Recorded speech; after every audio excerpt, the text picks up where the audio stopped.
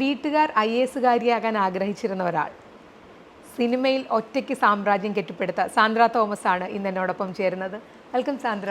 Thank you so much. ശരിക്കും പറഞ്ഞാൽ സാന്ദ്രയെ കാണുമ്പോഴും അല്ല സാന്ദ്ര തോമസ് എന്ന വ്യക്തിയെക്കുറിച്ച് പറയുമ്പോഴും ഒക്കെ ഭയങ്കര സ്റ്റബേൺ ആയിട്ടുള്ള ഒരാളാണെന്നൊക്കെ തോന്നും. പക്ഷെ ഇച്ചിരി നേരം സംസാരിച്ചപ്പോൾ തന്നെ മനസ്സിലായി അങ്ങനെയേ അല്ലാന്ന്. ശരിക്കും എന്താണ് സാന്ദ്ര തോമസ്? ഞാൻ ഭയങ്കര വൾണറബിൾ ആയിട്ടുള്ള ഒരാളാണ്. ഞാൻ ഭയങ്കര ചെറിയ ചെറിയ കാര്യങ്ങളിൽ വിഷമം വരുന്ന ഇമോഷണൽ ആയിട്ടുള്ള അങ്ങനെ ഒരാളാണ്. പക്ഷേ ഡിസിഷൻ മേക്കിങ്ങിൽ ഞാൻ ഭയങ്കര എനിക്ക് തോന്നുന്നു എൻ്റെ ഏറ്റവും പ്ലസ് എന്ന് പറയുന്നത് അതാണ്. ഞാൻ ഭയങ്കര ക്വിക്കായിട്ട് ഡിസിഷൻ അതിനകത്തൊരു ഗുണം എന്താണെന്ന് വെച്ചാൽ അതിൻ്റെ റിപ്പക്കഷൻ എന്താണെങ്കിലും അതിപ്പം ഞാനൊരു ഡിസിഷൻ എടുത്തു, അത് ഓക്കെ, അതിനി വരാൻ പോകുന്നത് ശരിയാണെങ്കിൽ തെറ്റാണെങ്കിലും ഞാൻ അതിൻ്റെ കൂടെ നിൽക്കുക എന്നുള്ളതാണ്. അപ്പോൾ ഇമ്മീഡിയറ്റ് ആയിട്ടുള്ളൊരു ഞാനിങ്ങനെ ബാക്ക് ആൻഡ് ഫോർത്ത് ചിന്തിച്ചുകൊണ്ടിരിക്കില്ല ഒരു കാര്യത്തിന് വേണ്ടിയിട്ട്. ഒരു കാര്യത്തിന് ഒരു അനലൈസ് ചെയ്യും, ഇമ്മീഡിയറ്റ്ലി ഡിസിഷൻ എടുക്കും. അതാണ് എൻ്റെ. പിന്നെ അതിൻ്റെ വരായികൾ പിന്നെ നേരിടുക എന്നുള്ളത് തന്നെയാണ്. അങ്ങനെയാണ് ഞാൻ മുന്നോട്ട് പോകുന്നത്. എൻ്റെ ഏറ്റവും വലിയ പ്ലസ് ആയിട്ട് എനിക്ക് തോന്നിയിട്ടുള്ള എൻ്റെ ഈ ക്വിക്ക് ഡിസിഷൻ മേക്കിംഗ് ആണ്. ഇപ്പം സിനിമയിൽ അതായത് പ്രൊഡക്ഷൻ സൈഡിലേക്ക് വരുമ്പം യാതൊരു പാരമ്പര്യവും സിനിമയിലില്ല അല്ലേ? എന്നിട്ടും എന്തുകൊണ്ട് സിനിമയിലേക്ക് യാദൃശ്ചികമായിട്ട് വന്നതാണ്. അത് ഞാൻ ആദ്യം ചെയ്തിരുന്നത് മീഡിയ ബൈയിങ് പോലും ആദ്യം ആങ്കർ ആവാൻ വേണ്ടി ചാനലിൽ ചെന്നപ്പോൾ എനിക്കത് അവിടെ ചെന്ന് കഴിഞ്ഞ് എൻ്റെ ഓഡിഷനൊക്കെ എടുത്തു കഴിഞ്ഞ് അവർ സെലക്ട് ചെയ്തു എന്ന് പറഞ്ഞു കഴിഞ്ഞപ്പം എൻ്റെ ഉള്ളിൽ നിന്നൊരു കോളിങ്, എനിക്കിതല്ല ചെയ്യണ്ടേ, എനിക്ക് ബിസിനസ് ചെയ്യണം, എനിക്കിതല്ല ചെയ്യേണ്ടേ എന്നൊരു തോന്നൽ വന്നു. അങ്ങനെ അതിൽ നിന്നാണ് ഓക്കെ എന്നാൽ ചാനൽ അവിടെ തന്നെ സംസാരിച്ച് അവിടുന്ന് തന്നെ സ്ലോട്ട് എടുത്തു. അവിടെ അപ്പോൾ രാവിലത്തെ സ്ലോട്ട് എടുത്തു, അത് കൊണ്ടുപോയി മറിച്ച് വിറ്റു. അങ്ങനെയാണ് തുടങ്ങിയത്. അത് കഴിഞ്ഞ് അത് അത്യാവശ്യം നല്ല രീതിയിൽ പോയി കഴിഞ്ഞ് കഴിഞ്ഞപ്പോൾ ഉടനെ ഇനി അടുത്ത സ്റ്റേജ് എന്താ എന്ന് പറഞ്ഞപ്പോൾ എൻ്റെ കൂടെ സാജിദ് യഹിയ എന്ന് പറഞ്ഞ ഡയറക്ടർ ഉണ്ടായിരുന്നു. അപ്പം ഞങ്ങൾ ഒരുമിച്ചായിരുന്നു ചെയ്തിരുന്നതൊക്കെ. അപ്പോൾ സാജിദിന് സിനിമ ഭയങ്കര പാഷനാണ്. സാജിദ് ശരിക്കും സിനിമാ പ്രാന്തനാണ്. അപ്പം ഞാൻ സിനിമയിൽ നിന്ന് എനിക്ക് സിനിമ നല്ല സിനിമ എല്ലാവരും നല്ല സിനിമയാന്ന് പറഞ്ഞാൽ പോയി കാണും, ചിരിക്കാനുള്ള പടമാണെങ്കിൽ പോവും, അങ്ങനെ വയലൻസ് ഒന്നും അത്ര ഇഷ്ടമല്ല, അങ്ങനെയൊക്കെ ചിരിപ്പടമാണോ അല്ലാതെ ഇപ്പോഴത്തെ പിള്ളേർ പറയുന്ന പോലെ സിനിമേനെ പോസ്റ്റ്മോർട്ടം ചെയ്ത് അനലൈസ് ചെയ്ത് പറയാനോ ഒന്നും അറിയത്തില്ല. നല്ല പടം അല്ല ചീത്തപ്പടം, ഇത് മാത്രമേ ഉണ്ടായിരുന്നുള്ളൂ. അപ്പം അതിൽ നിന്ന് സിനിമ എങ്ങനെ ഉണ്ടാവുന്നതെന്ന് അറിയത്തില്ല. ഫസ്റ്റ് ഞാൻ സൂര്യ TV പോയ സമയത്ത് അന്ന് വിജയ് അവിടെ വൈസ് പ്രസിഡന്റ് ആയിട്ട് ഇരിക്കുകയാണ് സൂര്യയുടെ. അപ്പം വിജയൻ എന്നോട് പറയുന്നുണ്ട് ഈ സിനിമ അന്ന് ആൻ അഗസ്റ്റിന്റെ ഒരു പടം ഇറങ്ങിയിട്ടിരിക്കുകയായിരുന്നു, ലാൽ ജോസ് അല്ല അത് തന്നെ ആൺകുട്ടി എൽസമ്മ എന്ന ആൺകുട്ടിയും പിന്നെ അതേപോലെ തന്നെ മറ്റേ മമ്മൂക്കയുടെ മറ്റേ തൃശ്ശൂരുള്ള സിനിമ പ്രാഞ്ചിയേട്ടൻ, ഈ രണ്ട് സിനിമയും ഇറങ്ങിയിട്ടിരിക്കുക. അപ്പൊ എൻ്റെ അടുത്ത് പറഞ്ഞു എൽസമ്മ എന്ന ആൺകുട്ടി ഞങ്ങളുടെയാണ്, പ്രാഞ്ചിയേട്ടൻ ഞങ്ങളുടെയാണ്. അപ്പം എൻ്റെ വിചാരം ഞങ്ങളുടെയാണെന്ന് പറയുമ്പോൾ ഇവർ പ്രൊഡ്യൂസ് ചെയ്ത സിനിമ. അപ്പം ഞാൻ പുള്ളി പ്രൊഡ്യൂസ് ചെയ്ത പുള്ളി എൻ്റെ പ്രൊഡ്യൂസർ എന്ന് വിചാരിച്ചാൽ ഞാൻ ഇരിക്കണേ. എനിക്കിതിൻ്റെ സാറ്റലൈറ്റ് എന്താ ഇത് ഇങ്ങനത്തെ കാര്യങ്ങളൊന്നും അറിയില്ല. ഈവൻ OTT പോലും ഈ അടുത്ത കാലത്ത് ഞങ്ങൾ തന്നെ ഞങ്ങളുടെ പടങ്ങൾ ഇപ്പം ആടൊക്കെ വെറും 10 ലക്ഷം രൂപയ്ക്കാണ് ആടിൻ്റെ OTT കൊടുത്തത്. അറിയില്ലായിരുന്നു എന്താണ് OTT എന്നുള്ളത് അറിയില്ലായിരുന്നു. അപ്പം ആടെത്തിയിട്ട് പോലും അറിയില്ലായിരുന്നു സാൻഡ്രയ്ക്കെന്നല്ല ഇൻഡസ്ട്രിയിൽ ആർക്കും അറിയില്ലായിരുന്നു. അപ്പം നമ്മൾ വേറൊരു സ്ഥലത്ത് 10 ലക്ഷം രൂപയ്ക്കാണ് നമുക്ക് വേറൊരു സ്ഥലം കൂടെ കിട്ടി എന്നുള്ള രീതിയിൽ നമ്മൾ അവിടെ കൊടുത്തു കഴിഞ്ഞ് കുറേ നാൾ കഴിയുമ്പോഴാണ് OTT അങ്ങോട്ട് വലുതാവുന്നത്. അതുവരെ ആർക്കും അറിയില്ല OTT എന്താ സ്ഥലം എന്ന് പറഞ്ഞിട്ടായിരുന്നു ഇരുന്ന വെച്ചാൽ. അപ്പം സിനിമയെക്കുറിച്ച് യാതൊരുവിധ അറിവും ഉണ്ടായിരുന്നില്ല.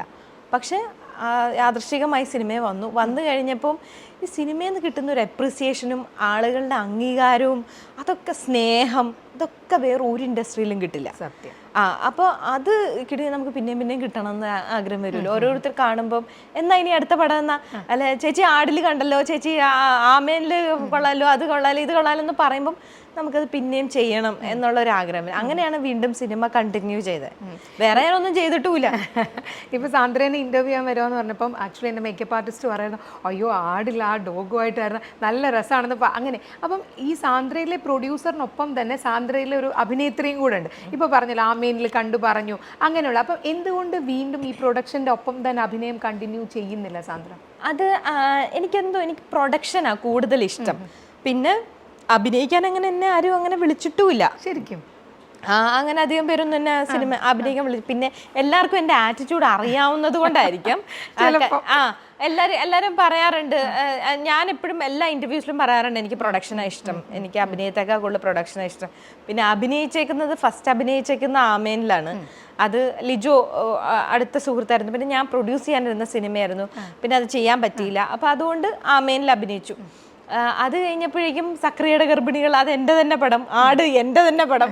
അപ്പോൾ ഇതൊക്കെ കാശ് ലാഭിക്കാൻ അഭിനയിച്ചേക്കുന്ന പടങ്ങളാണ്. പിന്നെ അതല്ലാതെ പിശിക്കുകയാണ്.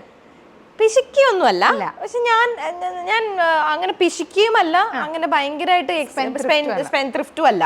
ഞാൻ ആവശ്യത്തിന് കാര്യങ്ങളൊക്കെ നമ്മുടെ ആവശ്യത്തിനൊക്കെ ചെലവാക്കും എന്നുള്ളതല്ലാതെ ഓവറായിട്ട്. ഇപ്പം സിനിമയിൽ ഉള്ള ആളുകളെ ഈ മെയിൻ്റനൻസ് കോസ്റ്റ് കൂടുതലായിരിക്കും എന്ന് പറയുമല്ലോ, എനിക്ക് അങ്ങനെ ഒരു പരിപാടിയേ ഇല്ല. ഇപ്പം ഈ ഡ്രസ്സിന് തന്നെ മമ്മിയുടെ ഡ്രസ്സാണ്.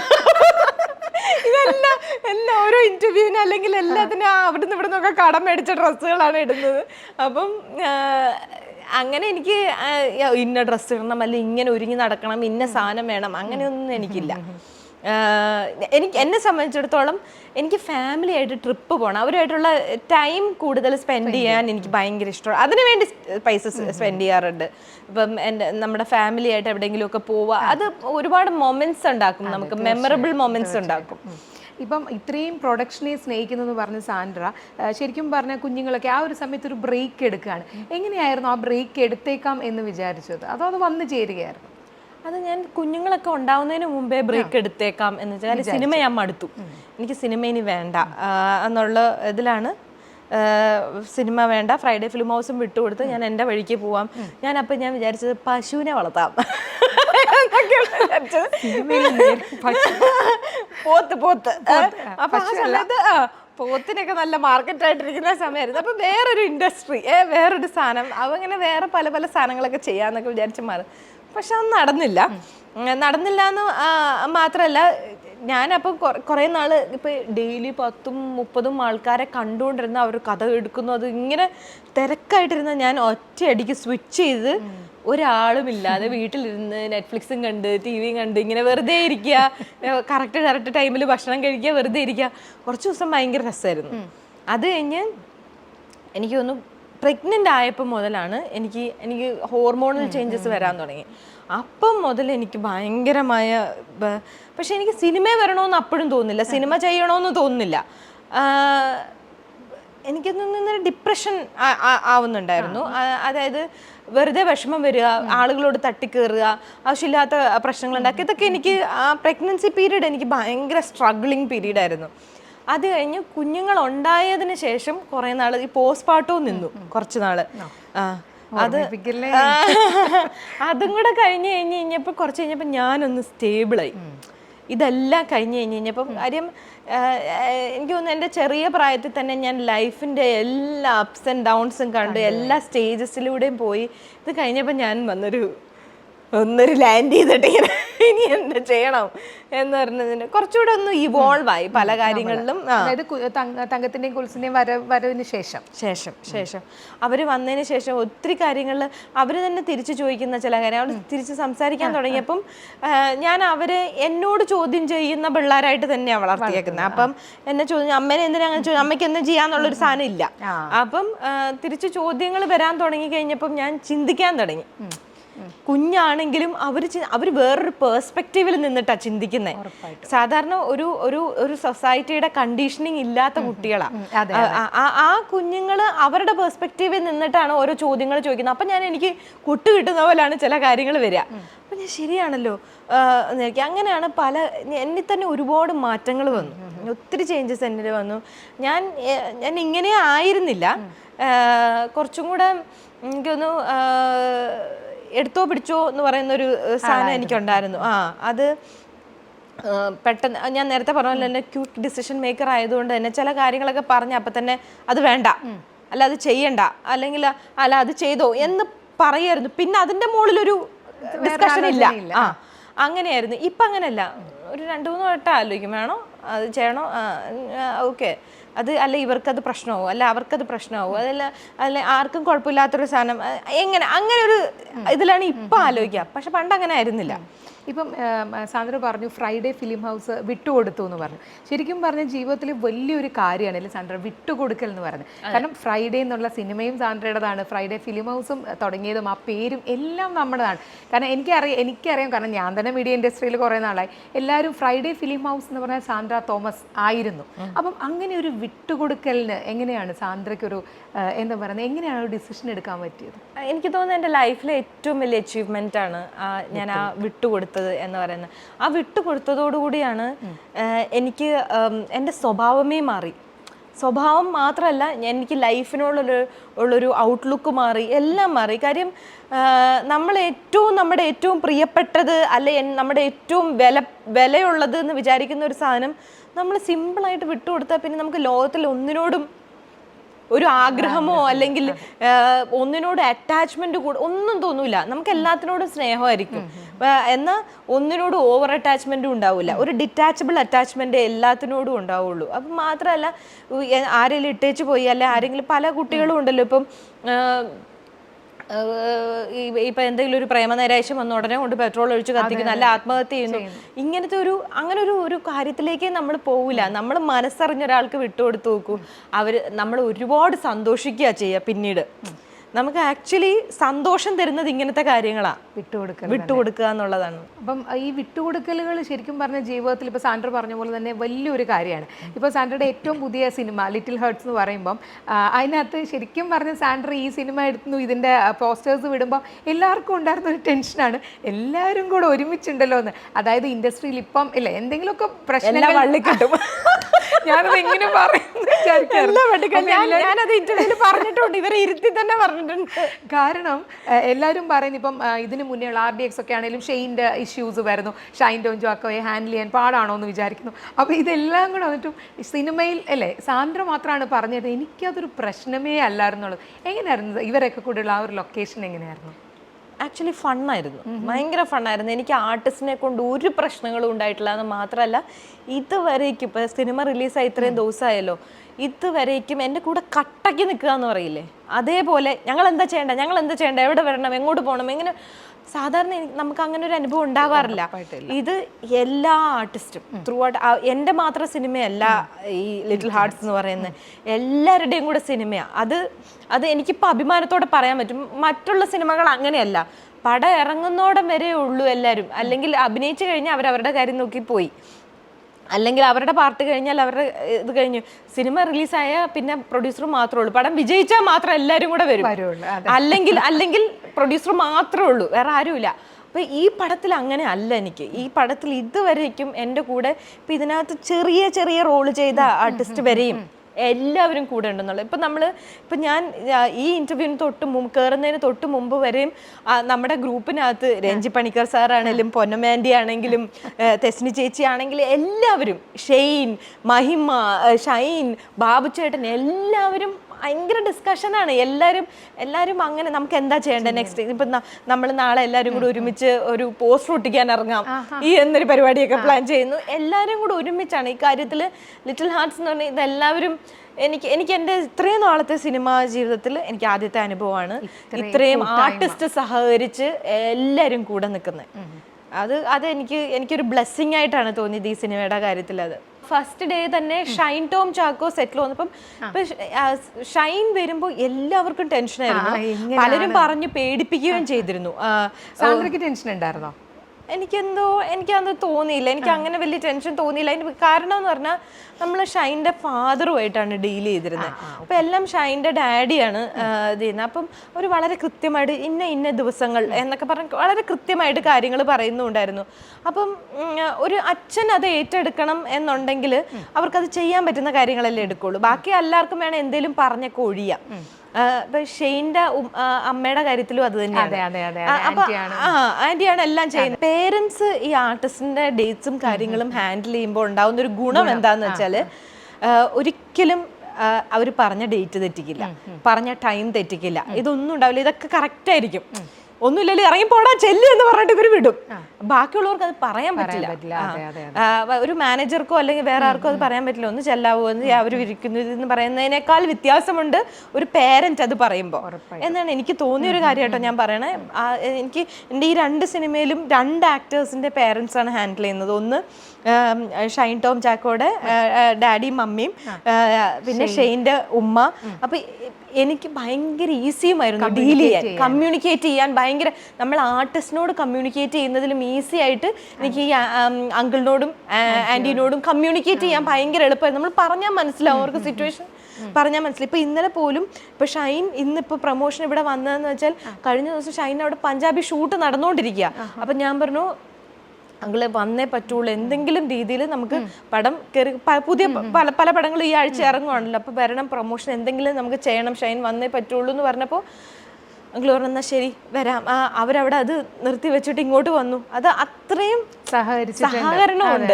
ഇപ്പം ഈ സാന്ദ്ര പറഞ്ഞ് കേൾക്കുമ്പോൾ തന്നെ സന്തോഷം. കാരണം പലപ്പോഴും നമ്മൾ ഈ പ്രൊമോഷൻ ഷൂട്ടിന് വേണ്ടി പോകുമ്പോഴൊക്കെ നമ്മൾ തന്നെ കാണാറുണ്ട് പല പ്രൊഡ്യൂസേഴ്സും ബുദ്ധിമുട്ടുന്നത് താരങ്ങളെ ഇപ്പോൾ പല പല കാരണങ്ങൾ കൊണ്ടായിരിക്കുമല്ലോ, ഡേറ്റ് ക്ലാഷ് അങ്ങനെ. അപ്പോൾ ഇങ്ങനെ ഒരു കാര്യം കേട്ടപ്പോൾ തന്നെ അല്ലേ വളരെ സന്തോഷം. അതുപോലെ തന്നെ സാന്ദ്ര ഞാൻ ചോദിക്കട്ടെ, ഒരു സിനിമയ്ക്ക് ഇപ്പോൾ വിജയ ഘടകങ്ങൾ എന്ന് പറയുമ്പോൾ സാന്ദ്രയുടെ ഒരു ചിന്താഗതിയിൽ എന്തായിരിക്കും? ചിരിക്കാനുണ്ടാവുക സിനിമയിൽ എന്നുള്ളതാണ് ഒന്നാമത്തെ കാര്യം. ഇപ്പം എൻ്റെ സിനിമയിൽ ത്രൂ ഔട്ട് ചിരിയാണ് ആൾക്കാർ, അതാണ് അതിൻ്റെ ഒരു പ്ലസ് ആയിട്ട് കാണുന്നത്. അപ്പം ഏത് സിനിമയിലും നമ്മൾ എന്തിനാ തിയേറ്ററിൽ പോകുന്നത്, കുറച്ച് നേരം ഇരുന്ന് സന്തോഷിച്ചിരിക്കും. ഇപ്പം എൻ്റെ ലാസ്റ്റ് സിനിമ ഒരു ത്രില്ലർ പടമായിരുന്നു, ആൾക്കാർ ഫുള്ളിങ്ങനെ ടെൻഷൻ അടിച്ചിരുന്ന് അങ്ങനെ കാണുന്ന, അതും ഇഷ്ടപ്പെട്ട ഒരുപാട് ആളുകളുണ്ട്. എന്നാൽ പോലും എപ്പോഴും ഒരു സക്സസ് റേഷ്യോ കൂടുതലുള്ളത് ചിരിക്കാനുള്ള പടങ്ങൾക്ക്, ഹ്യൂമർ പടങ്ങൾക്ക്. കാര്യം ഫാമിലി ഓഡിയൻസ് അതിനാണ്. പിന്നെ എല്ലാവർക്കും കണക്റ്റ് ആവുന്ന പോലത്തെ ഒരു സിനിമയാണോ എന്നുള്ളതാണ്. ഇപ്പം ലിറ്റിൽ ഹാർട്ട്സ് എന്ന് പറഞ്ഞ സിനിമ ഏതൊരു ഏജ് ഗ്രൂപ്പിലുള്ള ആൾക്കാർക്കും കണ്ടായിരുന്നോ? സിനിമ കണ്ടായിരുന്നില്ല? സിനിമ കണ്ടു. അതേപോലെ തന്നെ ഏതൊരു ഫാമിലിക്കും കണക്റ്റ് ആവും. കാരണം നമുക്കത് കാണുമ്പോൾ തന്നെ അറിയാം ഈ ഫാമിലി ഉണ്ട്, പറഞ്ഞ പോലെ തന്നെ ഏതൊരു ഏജിലുള്ള ആൾക്കാർക്കും ട്രെയിലർ വരുമ്പോഴേ നമുക്കത് ഊഹിക്കാവുന്നതാണ്. അങ്ങനെയുള്ള ചില കാര്യങ്ങളാണ്. അപ്പം കണക്റ്റ് ആവുന്നുണ്ടോ ഇത് നമ്മളല്ലെങ്കിൽ നമുക്ക് ചുറ്റുമുള്ള ആരെങ്കിലും, നമുക്കറിയാവുന്ന ആരെങ്കിലും ആയിട്ട് നമുക്ക് റിലേറ്റ് ചെയ്യാൻ പറ്റുന്നുണ്ടോ എന്നുള്ളതൊക്കെയാണ് ഒരു സിനിമയിൽ എനിക്ക് തോന്നുന്നു വിജയ ഘടകങ്ങളായിട്ടുള്ള കാര്യങ്ങൾ. പിന്നെ ആക്ടർക്ക് വലിയ റോളുണ്ട് ഇപ്പോഴത്തെ സിനിമകളിൽ. ഒരു ഓളം ഉണ്ടാക്കുക എന്ന് പറയുന്ന ഒരു സാധനം ഉണ്ടല്ലോ, തിയേറ്ററിൽ ഓളം ഉണ്ടാക്കുക എന്ന് പറഞ്ഞാൽ ഇപ്പം കംപ്ലീറ്റ്ലി തിയേറ്ററിക്കൽ ബിസിനസ്സാണ് സിനിമ എന്ന് പറയുന്നത്. അപ്പം തിയേറ്ററിൽ ഓളം ഉണ്ടാക്കാൻ പറ്റുന്ന ഒരു ആർട്ടിസ്റ്റ് വരിക. ഇപ്പം ഞാനൊക്കെ ഏറ്റവും കൂടുതൽ പുതിയ ആക്ടേഴ്സിനെ വെച്ച് സിനിമ ചെയ്തിട്ടുള്ള ഒരാളാണ്. പക്ഷെ ഇപ്പം എനിക്ക് പേടിയാണ് ചെയ്യാൻ. ഇപ്പം ഇത്രയും എസ്റ്റാബ്ലിഷ്ഡ് ആയിട്ടുള്ള ആർട്ടിസ്റ്റിനെ വെച്ച് ചെയ്തിട്ട് പോലും നമുക്ക് വിൽക്കാൻ പറ്റാത്ത സാഹചര്യമുണ്ട്. അപ്പം അപ്പോൾ ഒന്ന് പുതിയ ആൾക്കാരെ വെച്ച് ചെയ്യുമ്പോൾ ഉള്ള അവസ്ഥ ആലോചിച്ച് നോക്കും. നമ്മൾ ലിറ്ററലി ബെഗ് ചെയ്യേണ്ട അവസ്ഥയിലാണ്. ഇത്രയും നാൾ ഇൻഡസ്ട്രിയിൽ നിന്നിട്ട് പോലും പിന്നെ ഞാനൊരു ഫീമെയിൽ പ്രൊഡ്യൂസർ ആയതുകൊണ്ട് തന്നെ എനിക്ക് എൻ്റെതായ ഒരുപാട് ലിമിറ്റേഷൻസ് ഉണ്ട് ഇവരുടെ അടുത്തൊക്കെ സംസാരിക്കുന്നതിനും പിച്ച് ചെയ്യുന്നതിനും ഒക്കെ. അവർക്കൊക്കെ എന്ന് വെച്ചാൽ ആണുങ്ങൾക്ക് കുറച്ചുകൂടി ഈസിയാണ് കമ്മ്യൂണിക്കേറ്റ് ചെയ്യാൻ. കാര്യം ഈ പറയുന്ന എല്ലാ OTT സാറ്റലൈറ്റ് ഇതിലെല്ലാം ഇരിക്കുന്നതെല്ലാം ആണുങ്ങളായതുകൊണ്ട് തന്നെ അവരോട് കമ്മ്യൂണിക്കേറ്റ് ചെയ്യാൻ എളുപ്പമാണ്. എനിക്കൊരു പരിധി വിട്ട് ആരോടും സംസാരിക്കാൻ പറ്റില്ല. ഇപ്പം ഞാൻ ചോദിക്കട്ടെ, ഇപ്പോൾ സാന്ദ്ര പറഞ്ഞു ഫീമെയിൽ അപ്പോൾ ഫീമെയിൽ പ്രൊഡ്യൂസർ ആയതുകൊണ്ട് തന്നെ 13 വർഷങ്ങൾ കഴിഞ്ഞിട്ടും സാന്ദ്രയെ പോലെ ഇത്രയും ഇൻഡസ്ട്രിയിൽ നിൽക്കുന്ന ഒരാൾ ഇത് പറയണമെങ്കിൽ സാന്ദ്ര അനുഭവിച്ച, അതൊരു ഫീമെയിൽ പ്രൊഡ്യൂസർ ആയതുകൊണ്ട് സാന്ദ്ര അനുഭവിച്ച ഏറ്റവും വലിയ ബുദ്ധിമുട്ടുകൾ എന്തൊക്കെയായിരിക്കും? അത് ആണുങ്ങളെ ഡീൽ ചെയ്യുക എന്നുള്ളത് തന്നെയാണ് ഏറ്റവും ബുദ്ധിമുട്ടായിട്ടുള്ള കാര്യം. ഇപ്പം നമ്മളൊരു ഏതൊരു ഓർഗനൈസേഷനിലും വർക്ക് ചെയ്യുമ്പോൾ തന്നെ നമുക്ക് ആ ഡിഫറൻസ് മനസ്സിലാവും. ഇപ്പോഴും ആണുങ്ങളോട് നമ്മൾ സംസാരിക്കുമ്പോൾ പലരും നമ്മൾ ചോദ്യങ്ങൾ പറയുമ്പോൾ നമ്മുടെ മുഖത്ത് നോക്കി ആയിരിക്കില്ല ഉത്തരം പറയുന്നത്. തൊട്ടടുത്ത് നിൽക്കുന്ന ഒരാണുണ്ടെങ്കിൽ ആണിനോടായിരിക്കും ഉത്തരം പറയുക. കാര്യം അവർക്ക് നമ്മുടെ മുഖത്ത് നോക്കി കണ്ണി നോക്കി സംസാരിക്കാൻ തന്നെ ബുദ്ധിമുട്ടാണ്. അവർ നമ്മളെ കാണുന്നത് അങ്ങനെയല്ല. ഒരു ഇൻസ്ട്രക്ഷൻ എടുക്കേണ്ട ഒരാൾ എന്നുള്ള രീതിയിലല്ല കാണുന്നത്. അപ്പോൾ എന്തെങ്കിലും ഒരു കാര്യത്തിന് ഒരു ഉത്തരം പറയണമെങ്കിൽ നമ്മുടെ മുഖത്ത് നോക്കി ഉത്തരം പറയില്ല. പിന്നെ പലതും ഞാൻ എന്തിനാ ഇവൾക്ക് ചെയ്തു കൊടുക്കണം, ഞാൻ എന്തിനാ, അപ്പോൾ അതിലും നല്ലതൊരു വേറൊരാൾക്ക് ചെയ്യുന്നതല്ലേ എന്നാണ് അവർ ചിന്തിക്കുക. അപ്പം അങ്ങനെ ഒരുപാട് ഇപ്പം വേറെയും ഫീമെയിൽ പ്രൊഡ്യൂസേഴ്സ് ഇവിടെ ഉണ്ടെങ്കിലും ഇപ്പം അവർക്കൊക്കെ സപ്പോർട്ടായിട്ട് ആണുങ്ങൾ ചുറ്റുമുണ്ട്. പക്ഷെ എനിക്ക് അങ്ങനെ അല്ല. ഞാൻ ഒറ്റയ്ക്ക് നിന്ന് ചെയ്യുന്നതായതുകൊണ്ട് തന്നെ എൻ്റെ സ്ട്രഗിൾ കൂടുതലാണ് എനിക്ക്. ഈ 13 ഇപ്പോൾ പറഞ്ഞല്ലോ 10-13 വർഷങ്ങളായി എന്ന് പറഞ്ഞു. അപ്പം ഇപ്പം സാന്ദ്ര തന്നെ പറഞ്ഞു പുതുമുഖങ്ങളെ വെച്ച് ചെയ്താൽ നമുക്കത് മാർക്കറ്റ് ചെയ്യാനും പാടില്ല. അപ്പോൾ എങ്ങനെയാണ് ഈ കഥാപാത്രങ്ങളിലേക്കുള്ളൊരു തെരഞ്ഞെടുപ്പുണ്ടല്ലോ, ഓരോ സിനിമ വരുമ്പോഴും അതായിരിക്കുമല്ലോ ഇപ്പോൾ പറഞ്ഞ പോലെ ഏറ്റവും ബുദ്ധിമുട്ടുള്ള കാര്യം. അതെങ്ങനെയാണ് സാന്ദ്രയുടെ ഒരു വേയിൽ എങ്ങനെയാണ് അത് ചെയ്യുന്നത്? ശരിക്കും എനിക്ക് ഏത് സിനിമ എൻ്റെ കയ്യിൽ വന്നാലും എനിക്ക് പുതിയ ആൾക്കാരെ വെച്ച് ചെയ്യാൻ എൻ്റെ മൈൻഡിൽ ഫസ്റ്റ് വരിക. അപ്പോൾ ഇതും അങ്ങനെ തന്നെ ചെയ്യാനായിട്ടൊക്കെ ഞാൻ പ്ലാൻ ചെയ്തിരുന്നു. അപ്പോൾ ഇതിനകത്ത് ആദ്യം വേറൊരു ആക്ടറിൻ്റെ ഡേറ്റുമായിട്ടാണ് ഈ സിനിമ ലിറ്റിൽ ഹാർട്സ് എൻ്റെ അടുത്തേക്ക് വരുന്നത്. ഒരു പോയിന്റിൽ നമുക്കത് വർക്കൗട്ട് ആവാതെ വന്നു കഴിഞ്ഞപ്പോൾ അത് മാറ്റാൻ വിചാരിച്ച് ഞാൻ പറഞ്ഞത് പുതിയ ആളെ വെച്ച് ചെയ്യാം, പുതിയ കാസ്റ്റിനെ വെച്ച് ചെയ്യാം. ഇടയ്ക്ക് 1-2 ആക്ടേഴ്സിനെ, ഇപ്പോൾ ബാബുചേട്ടനൊക്കെ അങ്ങനെ തന്നെ. ബാബുചേട്ടനൊക്കെ ബിക്കോസ് ബാബുചേട്ടൻ ആദ്യം പോലെ ഈ പ്രോജക്റ്റിൻ്റെ ഭാഗമാണ്. അതല്ലാതെ പുതിയ ആൾക്കാരെ വെച്ച് ചെയ്യാമെന്നൊക്കെ പറഞ്ഞു കഴിഞ്ഞപ്പോൾ ഇപ്പോൾ ഡയറക്ടേഴ്സ് പറഞ്ഞു വേണ്ട ചേച്ചി നിൽക്കത്തില്ല, പുതിയ ആൾക്കാരെ വെച്ച് ചെയ്താൽ നിൽക്കില്ല. എന്നാലും ഞാൻ അവരോട് പറയും ഓക്കെ എന്നാൽ ശരി നമുക്ക് എസ്റ്റാബ്ലിഷ്ഡ് ആർട്ടിസ്റ്റിനെ എടുക്കാം, പക്ഷെ നമ്മൾ മാക്സിമം കയറ്റാൻ പറ്റുന്ന അത്രയും ടെക്നീഷ്യൻസിൽ എല്ലായിടത്തും പുതിയ ആൾക്കാർക്ക് അവസരം കൊടുക്കുക. കാര്യം അവർ പഠിക്കട്ടെ, പുതിയ ആൾക്കാർ വരട്ടെ, നമ്മളെ കൊണ്ട് പറ്റാവുന്ന അത്രയും പുതിയ ആൾക്കാർക്ക് അവസരങ്ങൾ കൊടുക്കുക എന്നുള്ള രീതിയിലാണ് നിന്ന് വെച്ചാൽ ഞാൻ എല്ലാ പടത്തിലും അങ്ങനെയാണ്. പുതിയ ആൾക്കാർക്ക് നമുക്ക് സ്പേസ് ഉണ്ടാക്കി കൊടുക്കുക എന്നുള്ളതാണ്. കാരണം എനിക്ക് തോന്നുന്നു സാന്ദ്രയെ സംബന്ധിച്ചിടത്തോളം അങ്ങനെ ഒരാളുമാണ്. ഇപ്പം സാന്ദ്ര പറഞ്ഞൊരു കാര്യമുണ്ടല്ലോ, നമ്മൾ തമാശ പടങ്ങളാണ് കൂടുതൽ ഇഷ്ടപ്പെടുന്നതെന്ന് പറഞ്ഞു. പക്ഷെ എന്തുകൊണ്ട് എന്നിട്ടും ആട് തിയേറ്ററിൽ പരാജയപ്പെട്ടു?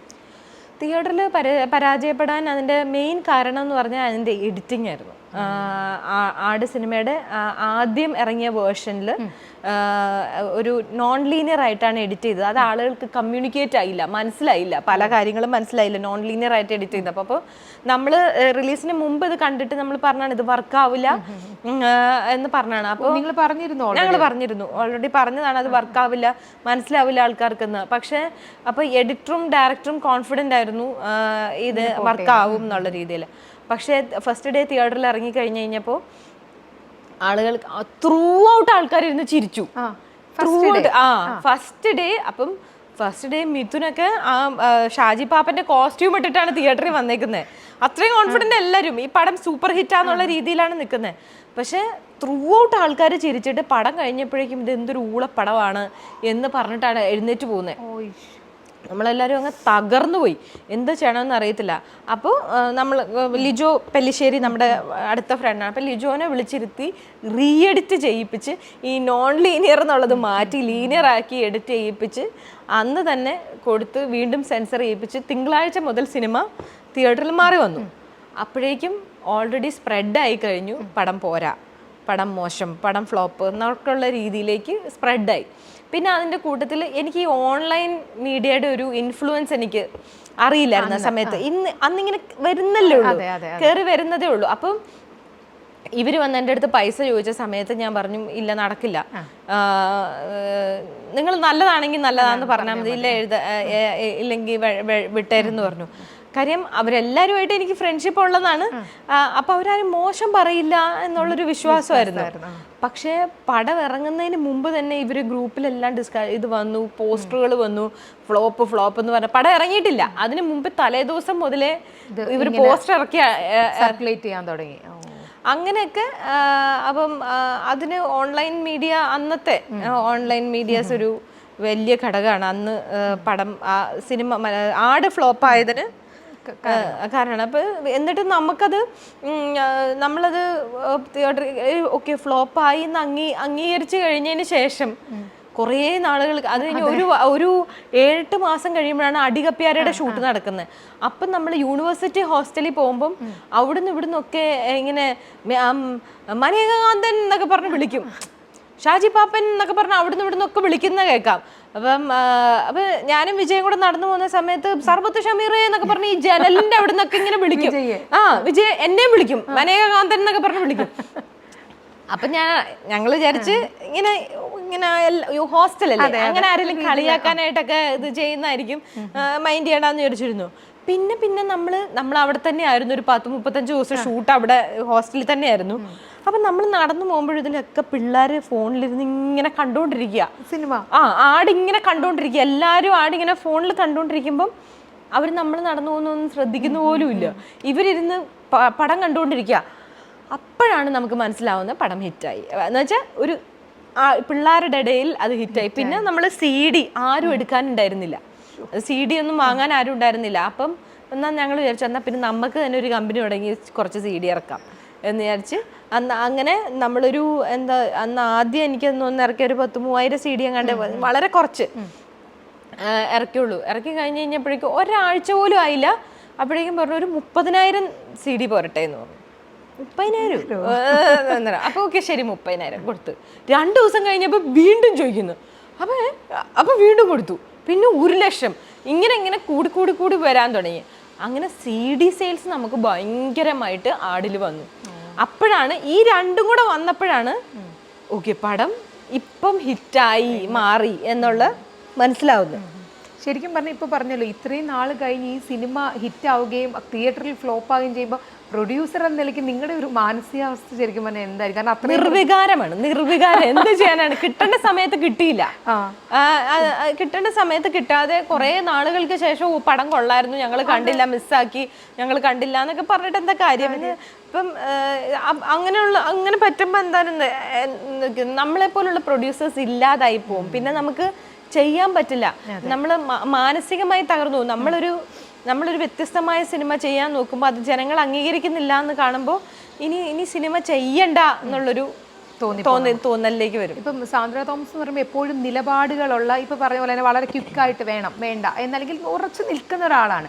അപ്പം അങ്ങനെയുള്ള സാന്ദ്ര ഇപ്പം ഈ ഒരു സമൂഹത്തിൽ നിൽക്കുമ്പോൾ നമ്മൾ WCCക്കെതിരെയും പ്രൊഡ്യൂസർ അസോസിയേഷനെതിരെയും ഇപ്പോൾ ഷെയ്നെ വിലക്കുന്നത് ഉൾപ്പെടെ അതിനെ എതിർക്കുന്ന, അപ്പം അപ്പോഴൊക്കെ എങ്ങനെ അതിന്റെ പ്രത്യാഘാതങ്ങൾ നേരിടാമെന്ന് സാന്ദ്ര ചിന്തിച്ചിട്ടുണ്ട്? ഞാൻ ചിന്തിച്ചിട്ടേ ഇല്ല എന്നുള്ളതാണ് അതിനകത്തൊക്കെ. അങ്ങനെ ഞാൻ ഓർക്കാറില്ല. അതിന് എന്ത് വന്നാലും വരുന്നിടത്ത് വെച്ച് കാണുക, അത്രേ ഉള്ളൂ.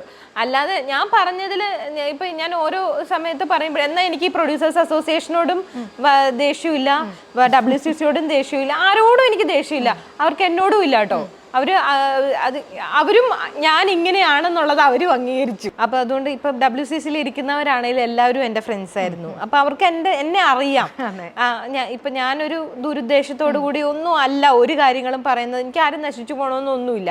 നമുക്കൊരു സാധനം ഒരു സമയത്ത് ശരിയല്ല എന്ന് തോന്നുമ്പോൾ അത് പറയുന്നു, അത് ചെയ്തത് ശരിയായില്ല എന്ന് പറയുന്നു എന്നുള്ളതേ ഉള്ളൂ. ചിലപ്പോൾ ഞാൻ ആലോചിക്കും എന്തിനാ വെറുതെ ആവശ്യമില്ല. എന്നോട് തന്നെ എൻ്റെ ഫ്രണ്ട്സൊക്കെ വിളിച്ച് എന്നോട് ചോദിക്കും നിന്റെ പണി എന്താ? ബിസിനസ്സാണ്, നീ എന്തിനാ ആവശ്യമില്ലാത്ത സ്റ്റേറ്റ്മെന്റ്സ് ഇറക്കാൻ പോകുന്നത്? അല്ല ആവശ്യമില്ലാതെ അതാണ് എനിക്ക് ചില സമയത്ത് മിണ്ടാതിരിക്കാൻ എൻ്റെ മനസ്സനുവദിക്കുകയില്ല.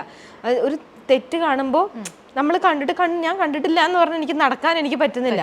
അതെ, അതുകൊണ്ടാണ് ഈ പ്രതികരിക്കുന്നത്.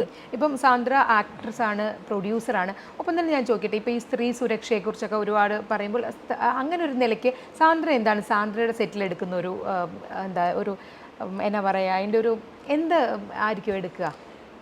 ഇപ്പം എന്റെ സെറ്റിൽ ഇതുവരെ എനിക്ക് അങ്ങനെ ഒരു അനുഭവം ആരും പറഞ്ഞു ഞാൻ കേട്ടിട്ടില്ല. മുൻകരുതൽ അതിന്റെ ഒരു കാരണം എന്താന്ന് വെച്ചാൽ ഇപ്പം ഒന്നാമത്തെ കാര്യം ടോയ്ലറ്റ് ആണ്. അത് ഞാൻ എന്തായാലും എന്റെ സെറ്റിൽ ഒരു കാരവനിൽ ഒരു സൈഡ് ഞാൻ എനിക്ക് വേണ്ടി മാറ്റിയിട്ടുണ്ട്. ഞാൻ കാരവനിൽ പോയി ഇരിക്കാനായിട്ടില്ല, ഞാൻ പോയി ഇരിക്കാറില്ല, എനിക്ക് ടോയ്ലറ്റിന് വേണ്ടി മാത്രമാണ്. അപ്പം അത് എന്ന് വെച്ചാൽ എനിക്ക് ഈ ആണുങ്ങൾ പോകുന്ന ടോയ്ലറ്റിൽ പോകാൻ പറ്റത്തില്ല, ഭയങ്കര ബുദ്ധിമുട്ടാണത്. അപ്പം അതുകൊണ്ട് തന്നെ എൻ്റെ സെറ്റിൽ വരുന്ന സ്ത്രീകളോട് ഞാൻ പറയും നിങ്ങൾക്ക് ടോയ്ലറ്റിൽ പോകണമെങ്കിൽ എൻ്റെ ഇതിനകത്ത് യൂസ് ചെയ്യാം. അതിപ്പോൾ ആരാണെങ്കിലും, ആർട്ടിസ്റ്റ് ആണെങ്കിലും ഇപ്പം കൊറിയോഗ്രാഫേഴ്സ് ആണെങ്കിലും എന്ത് ജോലി ചെയ്യുന്ന ആൾക്കാരാണെങ്കിലും സ്ത്രീകളായിട്ടുള്ള ആൾക്കാരുണ്ടെങ്കിൽ എൻ്റെ ഇതിൽ പോവാം. സ്ത്രീകൾ മാത്രം അതെന്നുവെച്ചാൽ ആണുങ്ങൾ പോയി കഴിഞ്ഞാൽ വൃത്തിയേടാക്കും. അതെ അതെ, വലിയ ഇപ്പം സാന്ദ്ര പറഞ്ഞപ്പോൾ ഞാൻ പേര് പറയുന്നില്ല, നമ്മുടെ ഒരു ഇന്റർവ്യൂവിൽ തന്നെ ഒരു ആക്ട്രസ് പറഞ്ഞതാണ് നമ്മളോട്, വേറൊരു ഇപ്പം ഫെമിനിസ്റ്റ് ഒക്കെ പറയുന്ന മറ്റൊരു ആക്ട്രസിന്റെ തന്നെ കാരവൻ യൂസ് ചെയ്യാൻ സമ്മതിച്ചില്ല. എനിക്കറിയാം എനിക്ക് എത്രയോ വേണങ്ങളുണ്ട്. അതുകൊണ്ടാണല്ലോ ഞാൻ അതിനെയൊക്കെ എതിർത്തത്. നമുക്ക് തന്നെ അനുഭവങ്ങളുണ്ട്. ഇതൊക്കെ പറയുമ്പോഴും അവരാരും അങ്ങനെ ചെയ്യില്ല. അവർക്ക് ഭയങ്കര വിഷമമായിപ്പോയി. കാരണം ടോയ്ലറ്റ് ആണ്, ഇപ്പൊ പറഞ്ഞ പോലെ തന്നെ നമുക്ക് ഏറ്റവും അത്യാവശ്യമുള്ള ഒരു കാര്യമാണ്. ഇവരും ആക്ട്രസ് ആണ്, ഫെമിനിസ്റ്റ് ആണ്, അപ്പം തന്നെ അവരുടെ കാരവൻ ഉപയോഗിക്കാൻ സമ്മതിച്ചില്ല എന്നൊരു വിഷമത്തോടു കൂടി പറയുകയുണ്ടായി. അത് ഒരു അനുഭവമൊന്നും അല്ല, അത് എത്രയോ പേർക്കുണ്ട്. ഇതെനിക്കറിയാം, നമ്മൾ ഇൻഡസ്ട്രിയിൽ നിൽക്കുമ്പോൾ നമുക്കറിയാലോ. ഇതാണ് ഇപ്പൊ പുറത്തൊന്നു പറയുകയും വേറെ പ്രവർത്തിക്കുകയും ചെയ്യുന്നവരാണ് കൂടുതൽ പേരും. അപ്പം ഈ ടോയ്ലറ്റിന്റെ കാര്യം ഞാൻ ഇങ്ങനെ മേക്ക് ഷുവർ ചെയ്യാറുണ്ട്. രണ്ടാമത്തെ കാര്യം, ഞാൻ 24 മണിക്കൂർ സെറ്റിലുണ്ട്. പിന്നെ അപ്പം ആരെവിടെ എങ്ങനെ തിരിഞ്ഞാലും ഞാൻ കാണും. എപ്പോഴും ഇങ്ങനെ നോട്ടം പോകുന്നത് കൊണ്ട് ആരും പൊതുവെ എൻ്റെ സെറ്റിലുള്ള ഒരു സ്ത്രീകളുടെ അടുത്തും മിസ്ബിഹേവ് ചെയ്തതായിട്ട് എൻ്റെ അറിവില്ല. ചെറുതായിട്ട് എവിടെയെങ്കിലും ഒന്ന് ചാഞ്ഞു വരുമ്പം തന്നെ ഞാൻ അവിടെ കയറി ഇടപെടും. എന്നുവെച്ചാൽ അവരെ ബുദ്ധിമുട്ടിക്കുകയോ ഇതൊന്നുമല്ല, ചുമ്മാ തമാശ പറഞ്ഞ് കളിയാക്കി ചിരിച്ച് കളിയാക്കി ഈ കളിയാക്കലിൽ തന്നെ അവർ ഓടും. അതെ, പ്രത്യേകിച്ച് സാന്ദ്ര സെറ്റിലുള്ളത് കൊണ്ട് തന്നെ ശ്രദ്ധിക്കും ഉറപ്പാണല്ലോ. അപ്പൊ അങ്ങനെ പിന്നെ ഡാമേജ് ഇല്ലാത്ത ഒരു സാധനം. ഇപ്പൊ രണ്ടുപേർക്കും അങ്ങോട്ടും ഇങ്ങോട്ടും വലിയ പ്രശ്നമില്ല, നമുക്ക് എന്താ പ്രശ്നം? അല്ല, അതല്ലാത്ത ഇതൊക്കെ ആണെങ്കിൽ പലരും ഇപ്പൊ ഞാൻ എൻ്റെ ഈ സിനിമയിൽ ഏറ്റവും കൂടുതൽ സ്ത്രീകള് അഭിനയിച്ചേക്കുന്നത്. അപ്പം ഇവര് ഇരുന്ന് ഡിസ്കഷനിലൊക്കെ പലരും പല അനുഭവങ്ങളും പറഞ്ഞു കേട്ട് ഞാൻ ഞെട്ടിപ്പോയിട്ടുണ്ട്.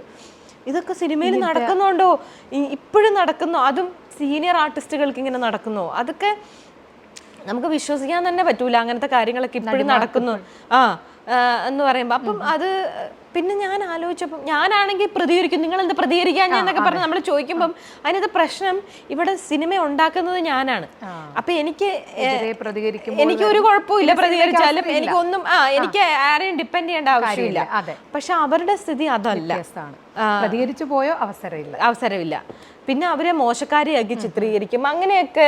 ഇപ്പൊ ഈ വിഷയം സംസാരിച്ചുകൊണ്ട് തന്നെ ചോദിക്കുകയാണ്, ഞാൻ പേരെടുത്ത് പറയാതെ തന്നെ, ഇപ്പം സാന്ദ്രയുടെ ഒപ്പം തന്നെ വർക്ക് ചെയ്തിരുന്ന ആക്ടർ, പ്രൊഡ്യൂസർ അല്ലെങ്കിൽ മറ്റൊരു സംവിധായകനൊക്കെ എതിരെ ഇങ്ങനത്തെ പല പല ആരോപണങ്ങൾ നമ്മൾ കണ്ടുകൊണ്ടിരിക്കുന്നു, പല പല വിഷയങ്ങളാകുന്നു.